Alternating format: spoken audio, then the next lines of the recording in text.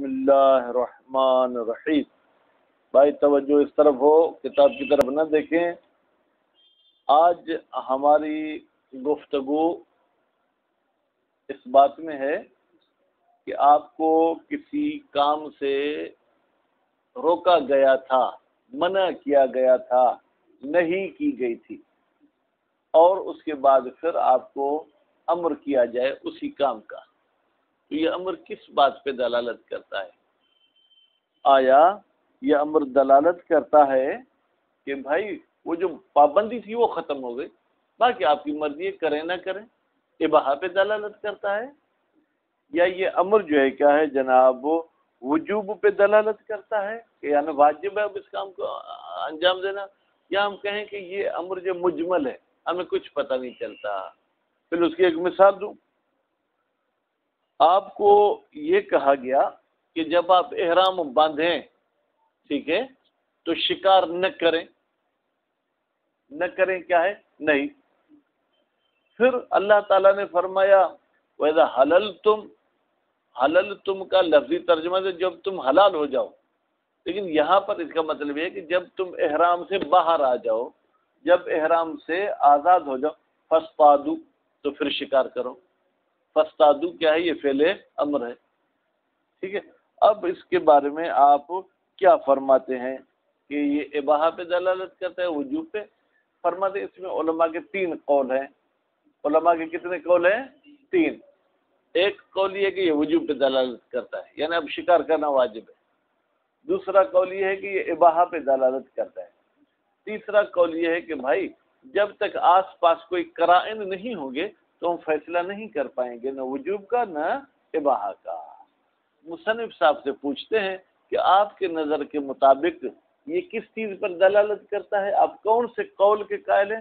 مصنف صاحب تیسرے قول کو ظاہراً جو ہے کیا ہے قوی سمجھتے ہیں کہ بھائی ہم کہیں گے کہ یہ بات ہمارے لیے غیر واضح ہے، جب تک کوئی قرائن نہیں ہوں گے ہم اس امر سے کچھ بھی نہیں سمجھیں گے۔ بات واضح ہو گئی؟ یہ بات ہمارے لیے کیا ہے؟ غیر واضح ہے، یعنی جب تک امر نہیں ہوگا، جب تک کوئی قرینہ نہیں ہوگا تب تک جو ہے کیا ہم اس سے کچھ بھی نہیں سمجھیں گے۔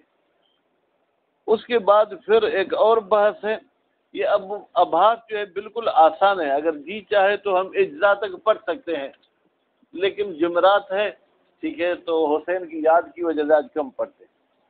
المبحث الرابع، چوتھی بحث، الامر عقیب الحظر، اگر منع کے بعد امر آ جائے ہو، اذا ورد الامر، جب وارد ہو امر، عقیب الحظر، منع کے بعد، فهل يحمل الامر على الوجوب او لا، پھر کیا اس امر کو حمل کیا جائے گا وجوب پر او لا، یا وجوب پر حمل نہیں کیا جائے گا؟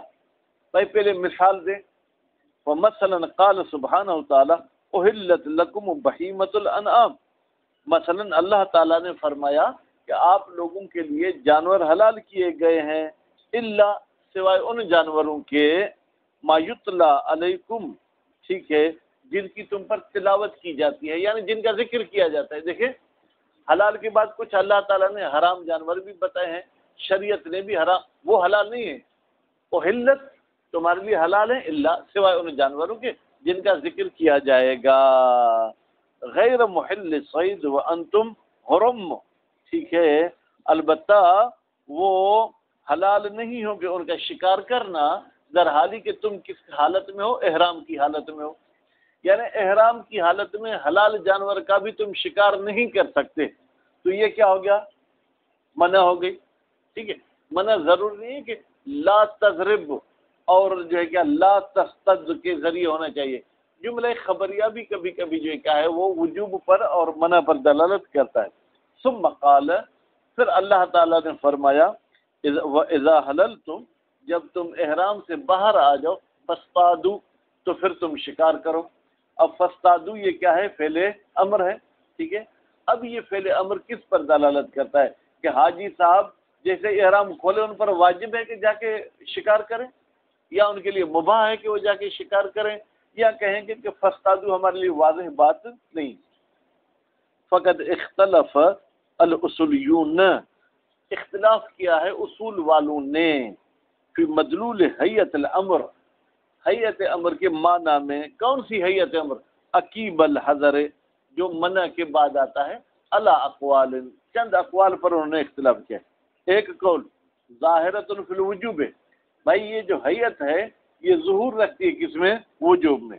بے ظاہرۃ فی الاباحۃ، یہ ظہور رکھتی ہے کس میں؟ اباحہ میں. 3 فاقدۃ للظہور، بھائی اس حیت کا کوئی بھی ظہور نہیں ہے. فاقدۃ یعنی کیا؟ کھو بیٹھی ہے، یعنی اس کا کوئی بھی ظہور نہیں ہے. والثالث هو الاقوى، مصنف صاحب فرماتے ہیں تیسرا قول قوی ہے. کیوں؟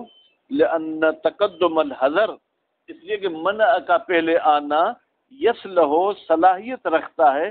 لأن يكون قرینۃ، تاکہ یہ منع کا آنا قرینہ ہو سکے. على ان الامر الوارد بعدہ، بتحقیق کہ وہ امر جو آیا ہے بعدہ اس حذر کے بعد، لرفع الحذر، وہ صرف اس ممانعت کو ختم کرنے کے لیے آیا ہے. لا للایجاب، وہ وجوب کے لیے نہیں ہے.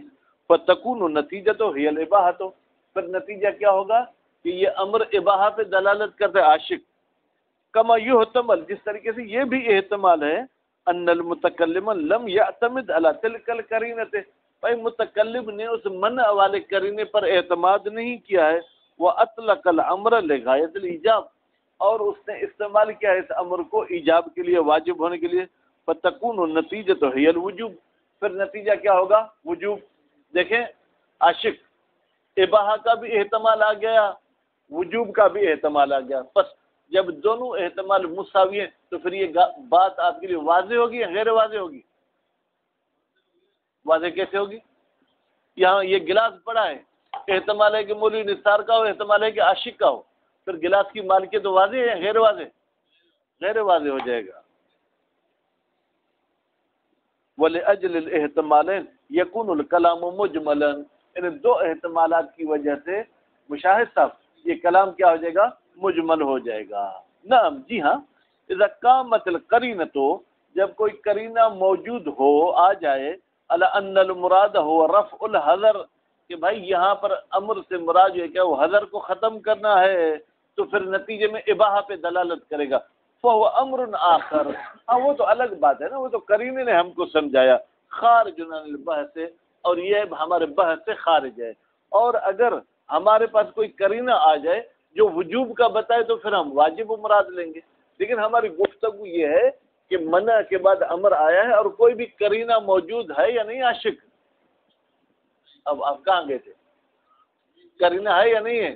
دیکھ تو رہے، مجھے بھی پتہ ہے قرینہ نہیں ہے. اس میں ہماری گفتگو ہے کہ یہ امر کس پہ دلالت کرے گا. تو آغا جعفر سبحانی اللہ تعالیٰ ان کو بڑی حیاتی عطا کرے، ان کا نظریہ یہ ہے کہ وہ مجمل ہے، وہ کسی بات پر دلالت نہیں کرتا. صلی اللہ علیہ وسلم و آلہ.